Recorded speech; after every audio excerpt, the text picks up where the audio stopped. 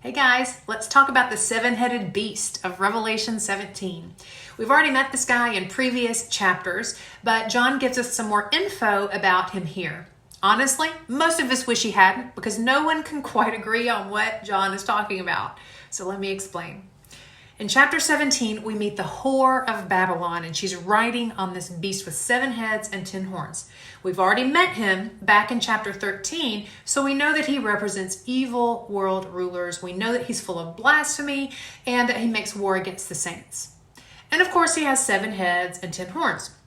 These 10 horns probably represent great power, but the 7 heads may be a reference to Rome. In 17:9, John says the 7 heads are 7 mountains. And since Rome was commonly known as a city of 7 hills, most interpreters agree that John is associating this beast with Rome. Now, John also says that the 7 heads are 7 kings, and this is where it gets tough.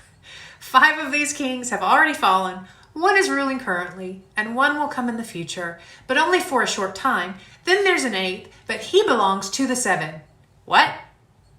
Well, you would think that if we were identifying these hills and heads with ancient Rome, we could easily identify these rulers. But which emperor should we start with? Do we start with the first emperor of Rome, Augustus? Do we start with Nero, since John seems to talk a lot about him? Do we start with Domitian, who was probably emperor in John's time? In the civil war that followed Nero's death, there were 5 emperors in 1 year. How do we count those guys? As my mentor says, this exegetical nut simply won't crack. We imagine that the original readers probably had an idea of what John was talking about, but we simply aren't able to decode it. So this is a classic example of where we shouldn't lose sight of the forest for the trees. What is John communicating? Well, in 1711, he tells us that the 8th king, the one who is the pinnacle and representative of them all, goes to destruction. Evil kings will rise and fall throughout history, but they will all fall before the power of our God.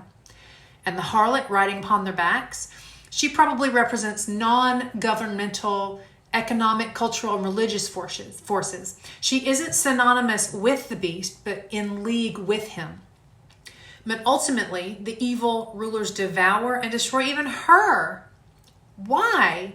Well, because evil is always self-destructed. It's always an ugly parody of God. Our Father creates and gives life, but the enemy kills and destroys. That's a somber note to end on, but a serious warning for you and I when we face the temptation to compromise with the enemy in ways big or small. Evil is always self-destructive, but let's thank our Lord for the power to overcome.